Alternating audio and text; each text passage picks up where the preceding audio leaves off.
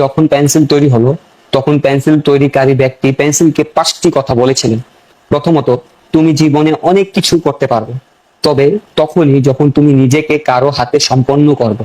দ্বিতীয়ত, তোমার সব সময় সুযোগ থাকবে তোমার ভুলগুলোকে সংশোধন করা। তৃতীয়ত, সময় সময়ে তোমাকে বেদনাদায়ক শান দেওয়ার প্রক্রিয়ার মধ্যে দিয়ে যেতে হবে, কিন্তু এর ফলে তুমি সবসময় আরো উন্নত হবে।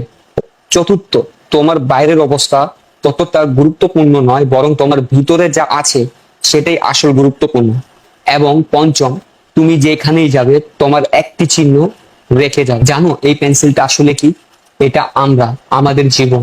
যদি আমরা নিজেদেরকে আল্লাহর হাতে সম্পন্ন করি, তবে আমরা একটি বিশেষ উদ্দেশ্য পাবো এবং জীবনে অনেক কিছু করতে পারবো। দ্বিতীয়ত, সবসময় আমাদের সুযোগ থাকবে গতকালের ভুলগুলো আজকে ঠিক করার। আমাদের জীবনে সময় সময় অনেক সমস্যা ও চ্যালেঞ্জ আসবে, কিন্তু তাদের সাথে লড়াই করে আমরা সব সময় আরো শক্তিশালী হব। চতুর্থ, বাইরের চেহারা কেমন এটা ততটা গুরুত্বপূর্ণ নয়, আমাদের ভেতরের চিন্তা ভাবনা, আমাদের মূলবোধ, আমাদের সংস্কৃতি, আমাদের আচার অনুষ্ঠান, এই সবই গুরুত্বপূর্ণ। আর পঞ্চমত, আমরা যেখানেই থাকি এমন কিছু করব যাতে আমরা সেখানে একটি চিহ্ন রেখে যেতে পারি। এই কথাগুলো কখনোই ভুলে যেও না। আইয়ামে জাহিলিয়াকে ফলো করে রাখো।